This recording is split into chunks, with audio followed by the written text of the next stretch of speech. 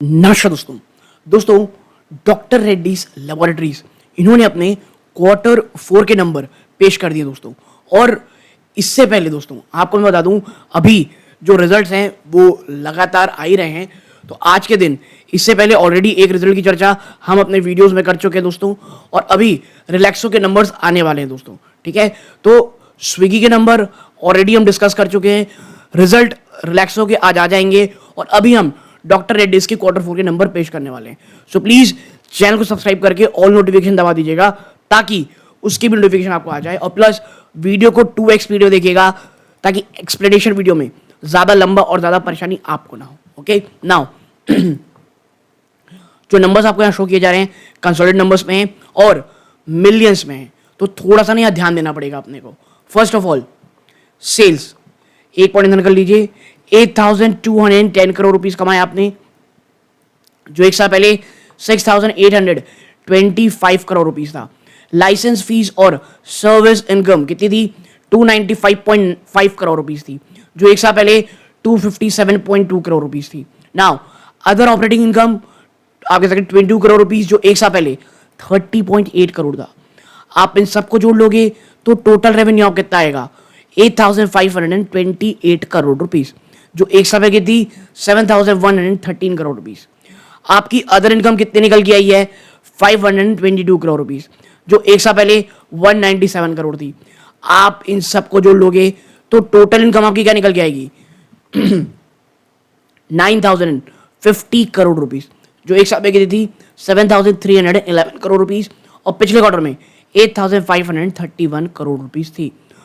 Year on year मैं कहूँगा एक काफ़ी अच्छा जंप है, क्वार्टर क्वार्टर एक डिसेंट जंप है, लेकिन हमको इसे ईयर ऑन ईयर बेस पे देखना है।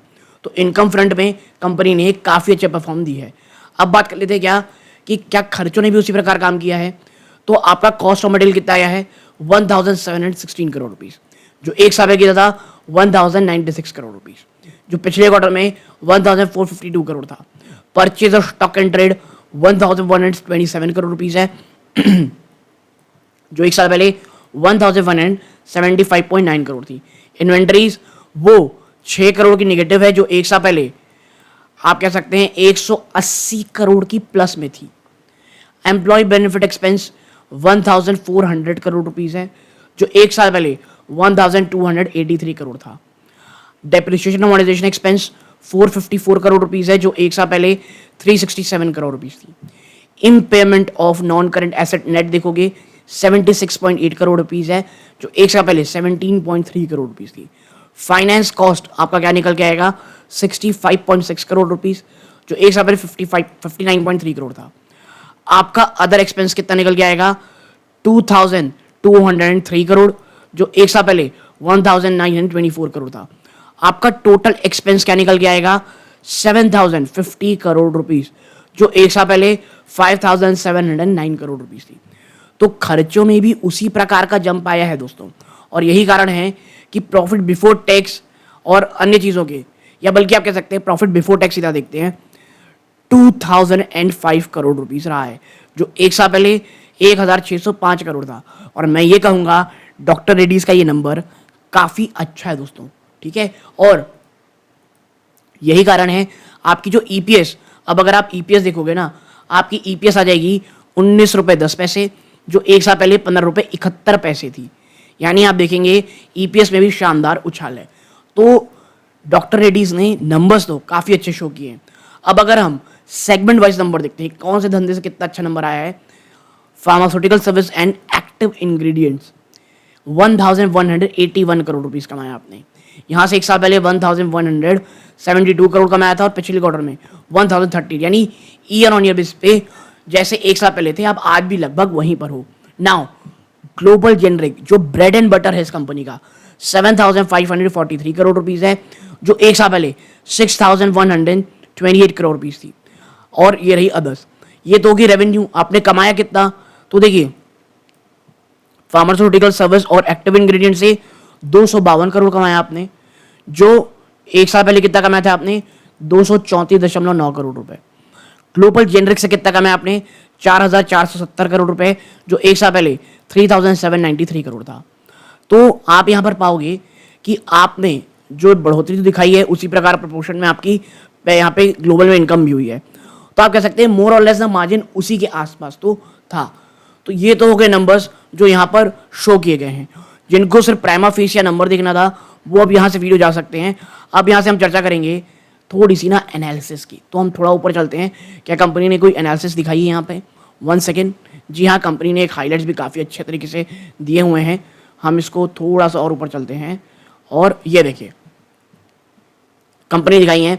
और आप यहाँ पाओगे कि भाई साहब रेवेन्यू में ईयर ऑन ईयर आप Q5 ये रहा, ये पूरे फाइनेंशियल ईयर में रहा 20% का जंप है ईयर ऑन ईयर रेवेन्यू में। क्वार्टर 2% हमको ईयर ऑन ईयर देखना है। और पूरे साल भर में अगर आप देखोगे तो 17% का उछाल है। ठीक है, अब एक्सपेंसेस आप देख सकते हैं। ठीक है, यहां पर 17% का उछाल है ईयर ऑन ईयर 22 का। रिसर्च एंड डेवलपमेंट खर्चों में R&D एक्सपेंस में 8.5% ऑफ रेवेन्यू है। और पूरे पूरे साल भर में आप देखेंगे ये चीज 8.4% है। तो R&D में भी ठीक ठाक सा खर्चा है। नाउ आपका प्रॉफिट आफ्टर टैक्स क्या आया है? 22% का उछाल है भाई साहब। और ये great, this is really great. Quarter 13% का। और पूरे साल भर में लेकिन आप देखेंगे ना तो 2% का जंप है ईयर ऑन ईयर बेसिस पे। तो आप देखिए नंबर इस प्रकार के हैं। अब अगर हम थोड़ा नीचे चलते हैं तो देखिए जो हमने सेगमेंट देखी थी ना ग्लोबल जेनरिक्स की, तो उसमें भी अलग अलग सेगमेंट आते हैं। क्या? नॉर्थ अमेरिका, यूरोप, इंडिया और इमर्जिंग मार्केट। तो नॉर्थ अमेरिका में जब आप देखते हो तो ईयर ऑन ईयर ग्रोथ 23% की है।